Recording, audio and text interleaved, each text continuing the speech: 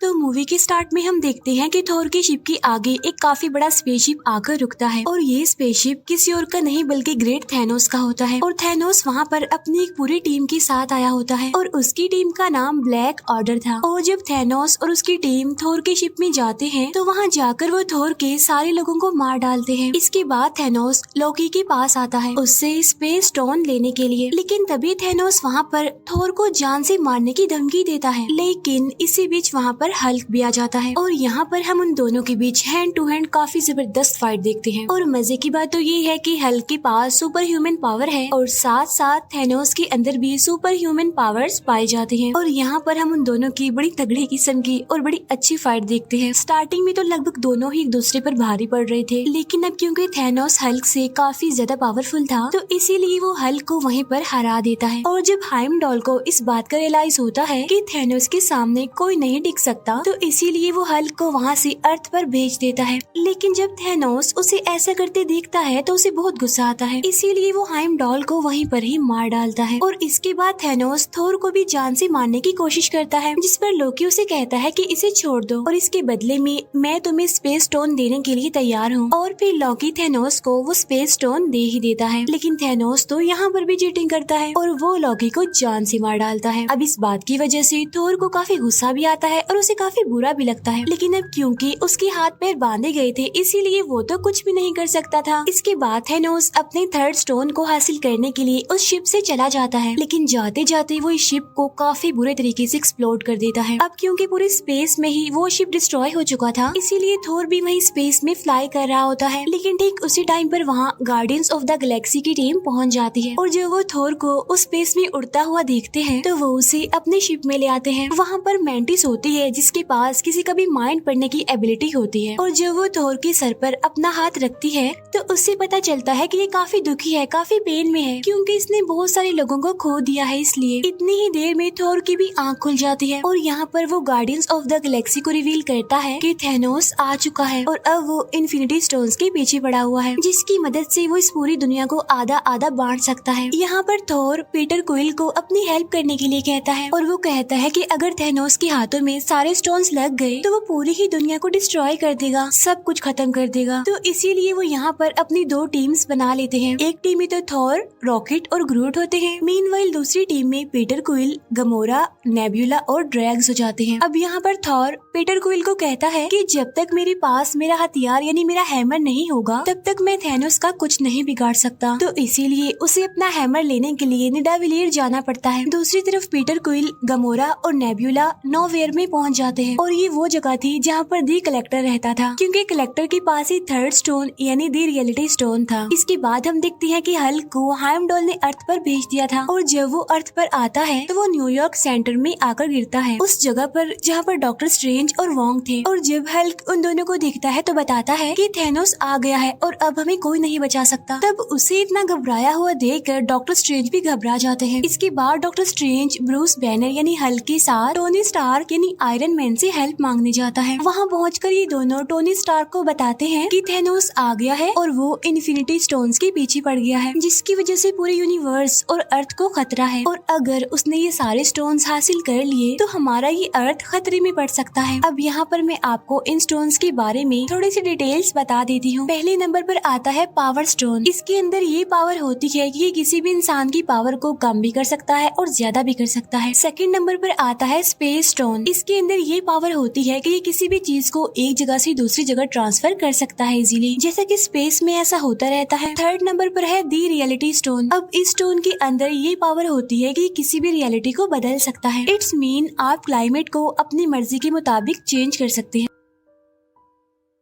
Number 4 पर आता है दी टाइम स्टोन और ये वाला स्टोन डॉक्टर स्ट्रेंज के पास होता है। इस स्टोन में ये पावर होती है कि ये अपनी मर्जी से टाइम को आगे पीछे कर सकता है। 5वें नंबर पर आता है दी सोल स्टोन। इसमें ये पावर होती है कि ये किसी भी इंसान की सोल का कंट्रोल हमारे हाथ में दे देती है, यानी कि हम जो भी चाहें उस सोल से करवा सकते हैं। छठा और लास्ट स्टोन है दी माइंड स्टोन। इस स्टोन में ये पावर होती है कि ये किसी के भी माइंड को कंट्रोल कर सकता है और ये किसी भी इंसान को टेलीकिनेटिक पावर दे सकती है, जो कि किसी भी सामान को हवा हवा में एक जगह से दूसरी जगह उड़ा सकता है। अब ये सारी तो हो गई इन स्टोन्स की डिटेल्स। इन सारे स्टोन्स को हासिल करके थैनोस इस पूरी दुनिया में बैलेंस बनाना चाहता है। वो चाहता है कि अब जितने भी प्लैनेट्स हैं उन पर जितनी ज्यादा ह्यूमैनिटी बढ़ गई है उन सबको आधा आधा बांट दिया जाए, जिससे कि रिसोर्सेज उन सभी लोगों को पूरी तरह से मिल सकेंगे और इससे पूरी दुनिया में बैलेंस भी बना रहेगा। अब यहाँ पर थैनोस आधी ह्यूमैनिटी को खत्म करने की बात कर रहा था और यही वजह है कि वो इन इन्फिनिटी स्टोन्स को हासिल करने के लिए पागल है। और जब ये सारी बात टोनी स्टार्क को पता चलती है कि थैनोस इस पूरे यूनिवर्स में से आधी पॉपुलेशन को खत्म करना चाहता है, तो वो सोचता है कि क्यों ना इन 6 स्टोन्स में से एक को डिस्ट्रॉय कर दिया जाए। तो इसीलिए वो डॉक्टर स्ट्रेंज को कहता है जो टाइम स्टोन आपके पास है क्यों ना हम उसे डिस्ट्रॉय कर दें, ताकि थैनोस कभी भी अपने इस मिशन में कामयाब ना हो सके। तब ये सुनकर डॉक्टर स्ट्रेंज कहते हैं कि मैं मरते दम तक इस टाइम स्टोन की प्रोटेक्शन करता रहूंगा, इसीलिए मैं कभी भी इसे डिस्ट्रॉय होने नहीं दूंगा। तब यहाँ पर वो सोचते हैं कि विजन के पास भी माइंड स्टोन है और अगर हम उस स्टोन को डिस्ट्रॉय कर दें तो थैनोस वो कभी भी नहीं कर पाएगा जो वो करना चाहता है। तो इसीलिए वो फौरन विजन से कांटेक्ट करने की कोशिश करते हैं। लेकिन यहाँ पर हमें पता चलता है कि विजन ने अपना ट्रांसपोर्टर बंद किया हुआ है, क्योंकि उधर एवेंजर्स की टीम 2 हिस्सों में बढ़ चुकी थी। एक टीम तो आयरन मैन के साथ थी जबकि दूसरी टीम कैप्टन अमेरिका के साथ थी और इसी वजह से वो लोग विजन से कांटेक्ट नहीं कर पाते। तभी वहाँ पर ब्रूस बैनर यानी हल्क टोनी स्टार्क को कहता है कि शायद कैप्टन अमेरिका को विजन के बारे में पता होगा, तो इसीलिए तुम उसे कॉल करके उसकी लोकेशन का पता करवाओ। जिस पर टोनी स्टार्क कहता है कि ना भाई ना, मेरी तो उसे जरा भी नहीं बनती, मैं उससे बिल्कुल बात नहीं करता। जिस पर ब्रूस बैनर उसे कहता है कि लगता है तुम्हें अभी पता नहीं है कि हमारा पाला किससे पड़ने वाला है, चलो मेरी बात मानो और जल्दी से उसे कॉल करो। और तभी अचानक से उन्हें वहाँ पर किसी चीज की आवाज सुनाई देती है और जब ये लोग विंडो से बाहर देखते हैं तो वहाँ पर उन्हें बहुत ही बड़ा शिप न्यूयॉर्क पर आता हुआ दिखाई देता है। तब ये देखकर वो समझ जाते हैं कि मुसीबत हमारे सर पर आ चुकी है। अब इस स्पेसशिप के बारे में स्पाइडरमैन को भी पता चल जाता है और वो भी वहाँ उस शिप को देखते हुए अपनी स्कूल बस से निकलकर वहाँ से भाग जाता है और उस शिप के पीछे लग जाता है। और तभी हम देखते हैं कि उस शिप में से 2 लोग निकल कर आते हैं। उनमें से एक का नाम होता है इबोनी और एक का नाम होता है ऑब्सीडियन। इबोनी के पास टेलीकिनेटिक पावर्स होती हैं जो कि किसी भी चीज को बगैर टच किए एक जगह से दूसरी जगह उठा सकती है और फेंक सकती है। और जो ऑब्सीडियन होता है उसके अंदर बहुत सारे सुपर ह्यूमन पावर्स होती हैं। अब क्योंकि उन्होंने टाइम स्टोन को प्रोटेक्ट करना था तो इसीलिए उन लोगों के बीच यहाँ पर फाइट होती है। अब यहाँ पर बहुत इंटरेस्टिंग सीन हम देख पाते हैं जब टोनी स्टार्क अपना आयरन मैन मार्क 50 प्रेस करते ही पूरी तरह नैनो पार्टिकल्स के सूट में कन्वर्ट होते हुए दिखाया जाता है और वो एक ही बार में इबोनी की तरफ से किए गए वार को रोक लेता है। अब यहाँ पर भी उन लोगों के बहुत अच्छे फाइट के सीन्स हमें देखने को मिलते हैं। अब क्योंकि इबोनी पावरफुल था, उसके पास टेलीकिनेटिक पावर्स थी, इसीलिए वो अपने काम को करने में कामयाब होता रहता है। इसके बाद वो टाइम स्टोन निकालने के लिए डॉक्टर स्ट्रेंज के पास पहुँच जाता है। अब क्योंकि टाइम स्टोन को डॉक्टर स्ट्रेंज के अलावा और कोई भी नहीं निकाल सकता था उनमें से, तो इसीलिए वो डॉक्टर स्ट्रेंज को अपने साथ अपनी स्पेसशिप में ले जाता है वहाँ से। लेकिन वो ये नहीं जानता था कि उसके शिप में टोनी स्टार्क और स्पाइडरमैन भी एंटर हो गए हैं। इसके बाद हमें विजन दिखाया जाता है। अब क्योंकि थैनोस की टीम यानी ब्लैक ऑर्डर के पास उन सभी इन्फिनिटी स्टोन्स की एनर्जी के फ्लो को रेड करने की पावर होती है, तो इसीलिए पहले तो वो डॉक्टर स्ट्रेंज के पास जाते हैं टाइम स्टोन लेने के लिए और साथ ही विजन के पास ही माइंड स्टोन निकालने के लिए प्रॉक्सिमा मिडनाइट और कॉर्वस ब्लेड जाते हैं। अब यहाँ पर हमें दिखाया जाता है कि मैक्सिमा मिडनाइट और कॉर्वस ब्लेड उन दोनों यानी विजन और वांडा से काफी ज्यादा पावरफुल होते हैं। अब यहाँ पर कॉर्वस ब्लेड के पास एक ऐसा ब्लेड होता है जो किसी भी इंसान की बॉडी में घुस सकता है और उसे काफी इंजर्ड कर सकता है, तो उसी ब्लेड का इस्तेमाल करते हुए वो विजन को इंजर्ड कर देता है, जिसकी वजह से वांडा इस फाइट में अब अकेली रह जाती है। इसीलिए वो दोनों वांडा पर भारी पड़ने लगते हैं। लेकिन तभी वहाँ पर दी कैप्टन अमेरिका आ जाते हैं और वो वहाँ आकर फैल्कन और साथ ही नताशा यानी ब्लैक विडो की हेल्प से उन दोनों को हराने में कामयाब हो जाते हैं। और जब ये तीनों उन दोनों को मारने ही वाले होते हैं तो वो दोनों यानी प्रॉक्सिमा मिडनाइट और कॉर्वस ब्लेड एक पोर्टल ओपन करके वहाँ से भाग जाते हैं। अब क्योंकि विजन काफी बुरे तरीके से इंजर्ड हो गया था, तो वो सब ये डिसाइड करते हैं कि वो ब्लैक पैंथर की हेल्प लेंगे विजन को फिर से रिकवर करने के लिए। इसके बाद सीन शिफ्ट होकर गार्डियंस ऑफ द गैलेक्सी की तरफ आता है, जहाँ पर कमोरा और पीटर क्विल बातें करते हुए आगे बढ़ रहे हैं। यहाँ पर कमोरा पीटर को बताती है कि काफी सालों पहले की बात है कि जब थैनोस हमारे प्लेनेट पर भी आया था और उसने हमारे प्लेनेट के आधे लोगों को मार दिया और उन लोगों में मेरी मदर भी शामिल थी। लेकिन इस बार थैनोस को मैं ऐसा करने नहीं दूंगी और मेरे पास एक सीक्रेट है जिसकी वजह से मुझे लेने के लिए थैनोस यहाँ पर जरूर आएगा। और वो पीटर को कहती है कि तुम्हें मुझसे प्रॉमिस करना होगा कि अगर मुझे थैनोस अपने साथ ले जाने की कोशिश करे तो तुम्हें मुझे जान से मार देना होगा। अब हालांकि पीटर क्विल ऐसा करना तो नहीं चाहता था, लेकिन फाइनली वो कामोरा से प्रॉमिस कर लेता है और इसके बाद वो सीधा चले जाते हैं नोवियर पर, यानी जहाँ कलेक्टर रहता था। वहाँ पहुँचकर उन्हें पता चलता है कि थैनोस उसे मारने की धमकी देता है और कहता है कि अगर तुमने मुझे द रियलिटी स्टोन नहीं दिया तो मैं तुम्हें जान से मार डालूंगा। लेकिन वहाँ पर कामोरा आकर थैनोस को मार डालती है। लेकिन यहाँ पर हमें पता चलता है कि थैनोस तो उनसे पहले ही वहाँ पर आ गया था और उसने कलेक्टर से द रियलिटी स्टोन भी ले लिया था। और जो ये अभी हमने देखा था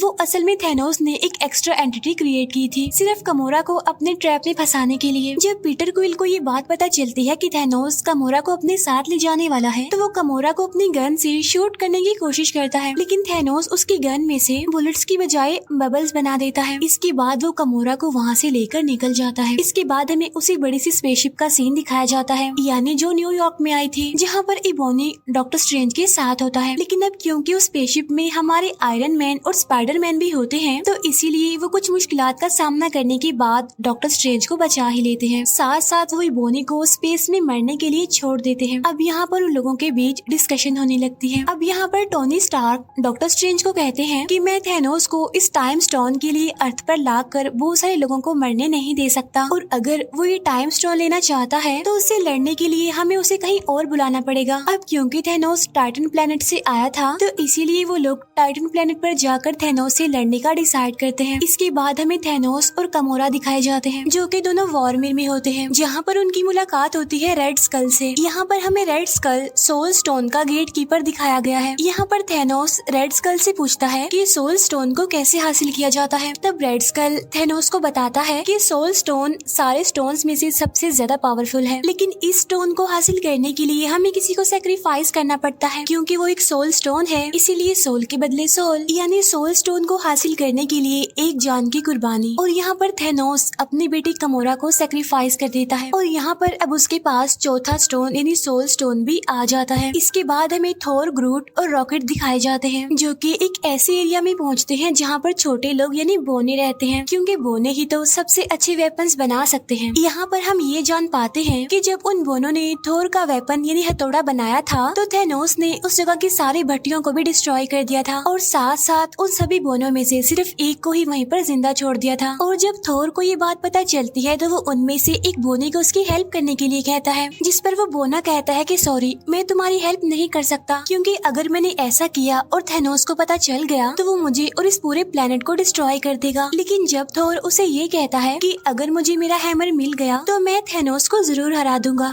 तब ये बात सुनकर फाइनली वो बोना थोर की हेल्प करने के लिए एग्री हो जाता है। इसीलिए अब वो एक नए वेपन को बनाने के लिए तैयारी करने लगते हैं। लेकिन यहाँ पर उन्हें पता चलता है कि हैमर बनाने के लिए जो मेटल उनको चाहिए उस मेटल को पिघलाने के लिए जिस एनर्जी की जरूरत है वो सिर्फ सूरज से मिलेगी। लेकिन सूरज की पावर इतनी ज्यादा तेज है कि अगर उसे डायरेक्ट उस मेटल पर लगाया जाए तो वो पूरा का पूरा मेटल ही डिस्ट्रॉय हो जाएगा, और इसीलिए बीच में एक फिल्टर लगाना बहुत ही जरूरी है। लेकिन जब वो उस फिल्टर को यूज कर रहे होते हैं तो वो एकदम से बीच में से टूट जाता है। लेकिन यहाँ पर थोर उस बोने को कहता है कि अब इसके बीच का फिल्टर मैं बनूंगा और तुम बस अपना काम जारी रखो। और ये काफी अच्छा सीन होता है कि जब थोर उस एनर्जी सोर्स के बीच एज अ फिल्टर खड़ा हुआ था सिर्फ और सिर्फ अपने उस वेपन यानी हथौड़े को हासिल करने के लिए, और फाइनली वो अपने उस वेपन को हासिल कर ही लेता है। लेकिन जब वो वेपन तैयार होता है तो पता चलता है कि उसमें लगाने के लिए हैंडल तो है ही नहीं। लेकिन तभी वहाँ ग्रूट आता है और वो अपना एक हाथ हैमर के अंदर फिट कर देता है और तब जाकर फाइनली एक जबरदस्त हथियार तैयार हो जाता है। और ये वाला वेपन थोर के पिछले वेपन से काफी ज्यादा पावरफुल और अपडेटेड था। इसके बाद सीन शिफ्ट होकर टोनी स्टार्क, स्पाइडरमैन और डॉक्टर स्ट्रेंज पर जाता है, जो कि तीनों अब टाइटन प्लेनेट पर आ चुके हैं। अब क्योंकि यहाँ पर नेब्यूला ने मैंटिस को मैसेज किया होता है कि हमें टाइटन प्लेनेट पर तुम्हारी जरूरत है, तो इसीलिए पीटर क्विल, मैंटिस और ड्रैग्स वहाँ पर पहुँच जाते हैं। अब यहाँ पर हमें पता चलता है कि डॉक्टर स्ट्रेंज थैनोस के आने से पहले फ्यूचर को देखने लगता है और वो देखता है कि कितनी पॉसिबिलिटीज हैं कि हम थैनोस से जीत सकते हैं, जिनमें वो देखता है कि सिर्फ एक पॉसिबिलिटी है जिसमें कि वो थैनोस से जीत सकते हैं। और ठीक उसी टाइम पर हम वहाँ पर थैनोस को देखते हैं जो कि टाइटन प्लेनेट पर डॉक्टर स्ट्रेंज से टाइम स्टोन को लेने के लिए पहुँच चुका था। इसके बाद हमें captain America, vision, Bruce banner और वोंग दिखाए जाते हैं जो कि विजन के साथ वकांडा पहुँच जाते हैं, जिन्हें लीड करने वाला कोई और नहीं बल्कि ब्लैक पैंथर था। यहाँ पर हमें पता चलता है कि वो सब माइंड स्टोन को डिस्ट्रॉय करने के लिए यहाँ पर आए हैं। और तभी वहाँ पर शूरी जो कि ब्लैक पैंथर की सिस्टर होती है वो उन सबसे कहती है कि हाँ, मैं माइंड स्टोन को विजन से अलग तो कर सकती हूँ लेकिन मुझे ऐसा करने के लिए टाइम चाहिए। तब वो लोग कहते हैं कि ठीक है, हम यहाँ पर आने वाली बाकी ब्लैक ऑर्डर टीम से मुकाबला करेंगे, तब तक तुम विजन से माइंड स्टोन को निकालने की कोशिश करो। और तभी हम जान पाते हैं कि थैनोस की पूरी ब्लैक ऑर्डर टीम विजन से उस माइंड स्टोन को हासिल करने के लिए वहाँ पर पहुँच जाती है, जिन्हें लीड कर रहे थे प्रॉक्सिमा मिडनाइट, कॉर्वस ब्लेड और ऑब्सीडियन। वहाँ उन तीनों की प्रेजेंस को देखते हुए उन सभी अवेंजर्स को ये लग रहा था कि उनका पलड़ा भारी है, लेकिन वहाँ पर ब्लैक पैंथर एक बहुत ही बड़ा डोम बना देता है जिसकी मदद से उन सभी के ऊपर एक प्रोटेक्शन का जैसे एक सर्कल बन जाता है। लेकिन जब उन्हें ये पता चलता है कि ब्लैक ऑर्डर की टीम की तादाद काफी ज्यादा है और वो किसी भी टाइम पीछे के दरवाजे से आकर विजन पर हमला कर सकते हैं, तब फाइनली वो डिसाइड करते हैं कि हम सामने के दरवाजे को थोड़ा सा खोल देंगे जिसमें से उस पूरी की पूरी ब्लैक ऑर्डर टीम हमारे सामने आएगी। इस तरह से हम उन्हें लड़ाई करने में बिजी रखेंगे और तब तक शूरी विजन से उस माइंड स्टोन को निकाल देगी। इसके बाद सामने का वो दरवाजा खोल दिया जाता है जहाँ पर पूरी की पूरी ब्लैक ऑर्डर टीम उन सभी अवेंजर से लड़ने लगती है। यहाँ पर हम ये जान पाते हैं कि हल्क अपने असली रूप में आना ही नहीं चाहता, क्योंकि ब्रूस बैनर हल्क वाले रूप में तभी आता था जब उसे किसी से लड़ाई करनी पड़ती थी, वरना मोस्टली वो ब्रूस बैनर के रूप में ही रहता है। इसके अलावा ये भी कहा जाता है कि अब वो थैनोस से बहुत ज्यादा डरने लग गया था और ये वजह भी थी जिसकी वजह से वो हल्क नहीं बन रहा था। एनीवे, वो ऐसे ही इस लड़ाई में शामिल हो जाता है और यहाँ पर हमें इस मूवी की सबसे बड़ी फाइट दिखाई जाती है जो कि अवेंजर्स और ब्लैक ऑर्डर के बीच चल रही थी। और ये पूरी की पूरी फाइट सच में बहुत कमाल है। और फाइनली ब्लैक ऑर्डर टीम के तीनों कमांडर यानी प्रॉक्सिमा मिडनाइट, कॉर्वस ब्लेड और ऑब्सीडियन जो कि इस टीम को लीड कर रहे थे वो यहाँ पर मारे जाते हैं। साथ साथ अवेंजर्स विजन को भी इस लड़ाई में शामिल कर लेते हैं। और तभी यहाँ पर हमारे एक और हीरो थॉर की भी एंट्री हो जाती है। जैसे उसकी एंट्री होती है वो जोर से चिल्लाता है, कहाँ है थैनोस। तब उसकी आवाज सुनकर ब्लैक ऑर्डर की सारी टीम काफी डर जाती है। यहाँ पर थोर भी उन सबको मारते हुए आगे बढ़ जाता है। इसके बाद हम थैनोस को देखते हैं जो कि गार्डियंस ऑफ द गैलेक्सी की team Tony Stark, Doctor Strange और स्पाइडरमैन के साथ लड़ रहा होता है।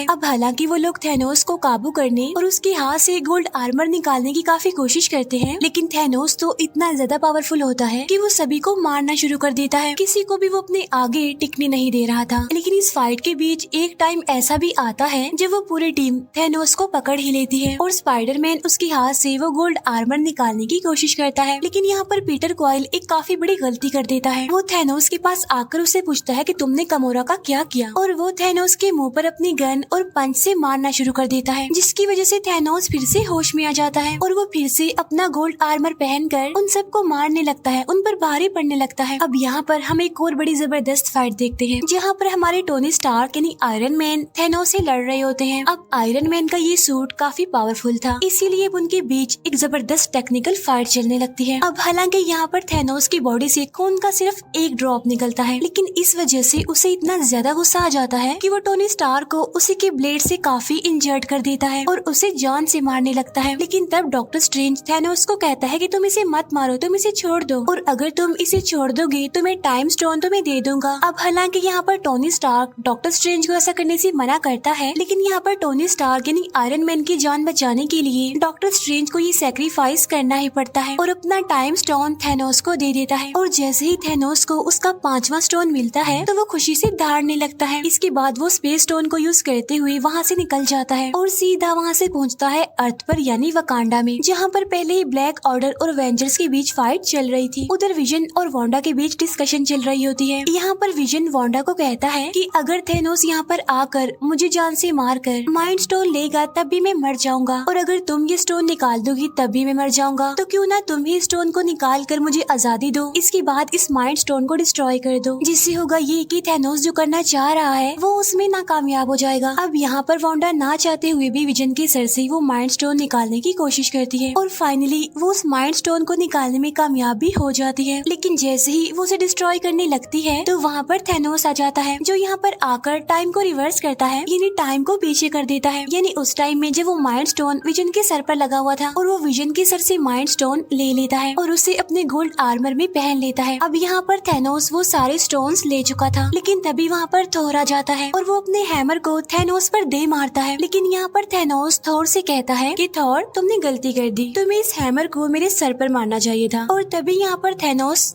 चुटकी बजाता है, जिससे पूरा यूनिवर्स, पूरा अर्थ 2 हिस्सों में बढ़ जाता है। इसके बाद सीन शिफ्ट होकर सोल वर्ल्ड में आता है, जहाँ पर थैनोस खुद को बिल्कुल अकेला पाता है और उसके सामने एक छोटी गमोरा होती है, यानी जब वो छोटी थी। और यहाँ पर वो अपने फादर थैनोस से पूछती है कि डैडी डू इट, जिस पर थैनोस कहता है कि यस। फिर छोटी गमोरा पूछती है कि आपने क्या खोया, जिस पर थैनोस कहता है कि सब कुछ। इस फाइट में उसने इन्फिनिटी स्टोन्स को हासिल करने के लिए अपना सब कुछ खो दिया, क्योंकि वो गमोरा को बहुत प्यार करता था, लेकिन अनलकीली अब वो उसकी लाइफ में नहीं थी। इसके बाद थैनोस वापस से रियल वर्ल्ड में आ जाता है, जहाँ पर उसके सामने थोर और बाकी सारे एवेंजर्स होते हैं। लेकिन अब क्योंकि उसके पास सारे स्टोन्स थे, इसीलिए वो स्पेस स्टोन की मदद से खुद को टेलीपोर्ट करके कहीं और चला जाता है। लेकिन वहाँ पर बचता है तो सिर्फ राख, और पूरे यूनिवर्स में से, पूरे अर्थ में से आधी पॉपुलेशन कम होने लगती है। हर कोई वहाँ से राख बनकर गायब होता जा रहा था। इसके बाद हम थैनोस को देखते हैं, जो कि एक हट में था, जो कि काफी खुश था, क्योंकि फाइनली वो अपने मिशन में सक्सेसफुल हो गया था। उसने पूरी दुनिया की आधी पॉपुलेशन को खत्म कर दिया था। इसके बाद हम मारिया हिल और निक को देखते हैं, जो कि एक गाड़ी में बैठकर कहीं पर जा रहे थे, लेकिन तब वो भी वहाँ से गायब होना शुरू हो जाते हैं। और यहाँ पर निक अपनी पॉकेट से एक छोटी सी डिवाइस निकालता है और वो किसी को मैसेज करता है, और जब उसके गायब होने के बाद हमें वो डिवाइस दिखाई जाती है, जिससे हमें पता चलता है कि उसने वो मैसेज कैप्टन मार्वल को भेजा है। और इसी के साथ ही मूवी यहीं पर एंड हो जाती है।